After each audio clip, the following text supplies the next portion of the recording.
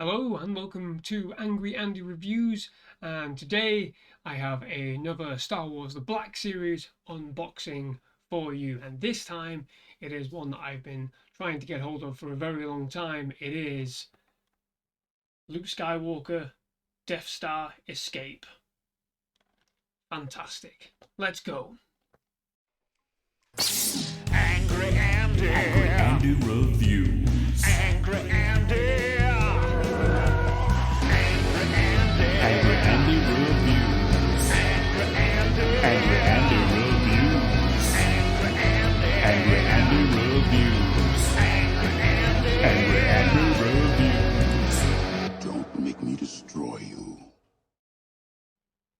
Okay, well here it is, the Luke Skywalker Death Star Escape Star Wars Black Series 6-inch figure, and just immediately looking at it outside the packaging, there is some pretty great detailing here on the figure. This is obviously post trash compactor scene Luke Skywalker. You got the markings, like dirt markings all over the armor, and the hair is slicked back on the head sculpt as well, indicating he's just been dragged under the water and pulled back out again. A few things to know about this figure. It's quite simply just a Luke Skywalker head sculpt on a stormtrooper body.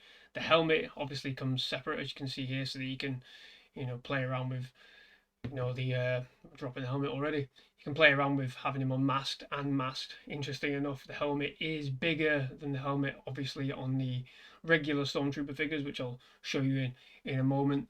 And this head sculpt in general, even though it's a much earlier figure, seems to be a little bit better in my opinion than especially the more recent archive Hoth Luke Skywalker figure, which was a bit shiny on the old face. This one seems a bit more reserved and a bit more lifelike, if you like, but it's not without its own flaws as well. But just having a closer look there, as you can see, the figure looks pretty decent.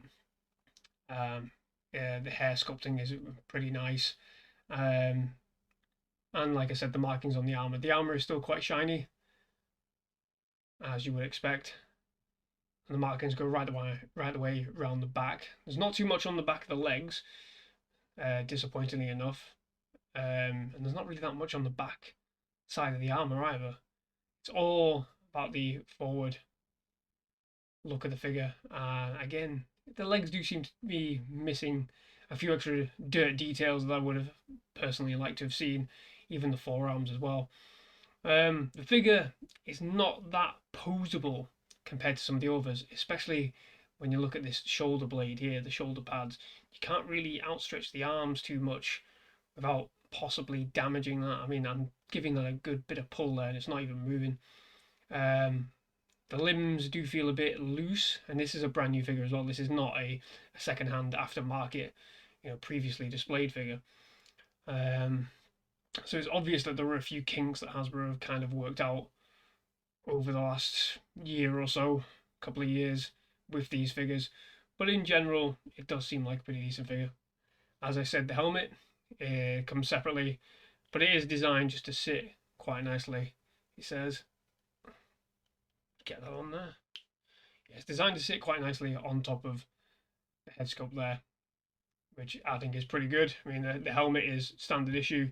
There's not really much to say about it other than what we already know.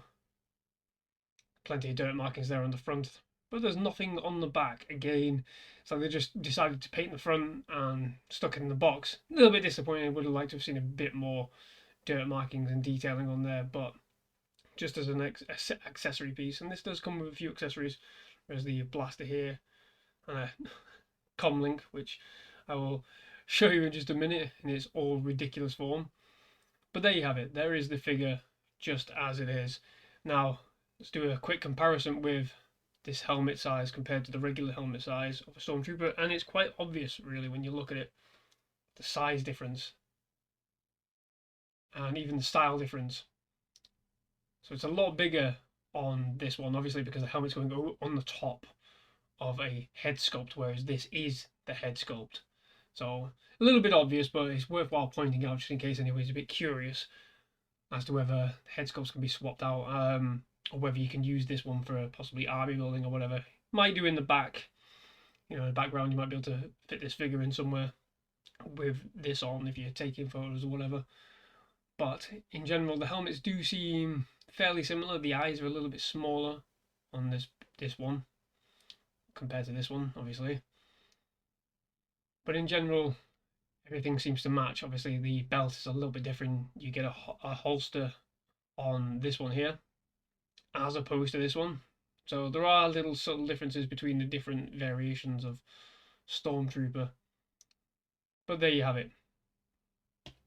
So just coming back to the holster, it is here on the back on this belt. The belt doesn't really move that much. It's not designed to move, I don't think. It's not designed to come off either. So I'm not going to try and force that. But the blaster, which I'll just show you here quickly.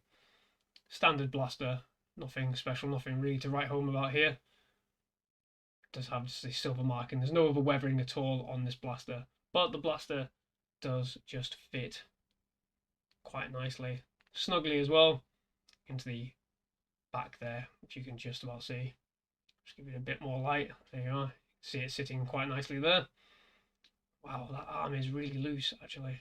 That's a bit disconcerting. Doesn't feel like it's going to come off, but the joint itself, as you can see there, is just a little bit loose. Something to bear in mind if you do manage to pick one of these up. And like I said, I did pick one of these up via a store. I did not get this in an aftermarket purchase from an eBay seller or anything. I managed to get one of these in a store. So they are still out there. I think a lot of companies are rifling through their shelves at the minute just to try and find excess stock to sell or whatever. But there you have it. So just dead quickly, I want to show you the comm link, which I think is absolutely ridiculous. Here it is. That is the... Oh, Christ, I've dropped it. That is the comm link communicator. You can see my grubby hands are being shown on display, but this is how tiny it is. Look at this. It's tiny. Absolutely tiny.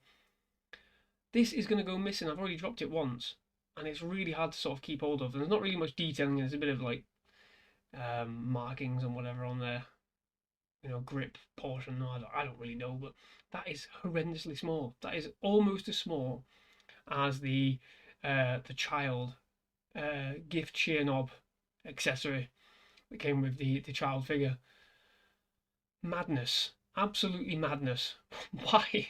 That is going to go missing. If you don't put that somewhere, it's going to go missing immediately. But last thing I just wanted to bring up, I talked about the facial sculpt, and as you can see, just about there. Facial sculpt does look pretty good.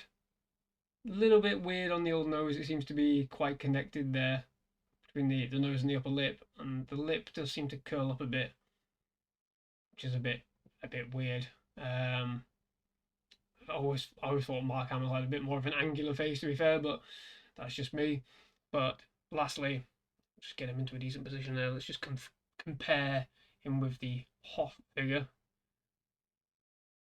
As you can see, the facial sculpt, it does look more Mark Hamill-ish, but there's just something about the eyes in particular. There you go. You can just see the eyes there. Just get into the light. The eyes on this one looks a bit dead inside.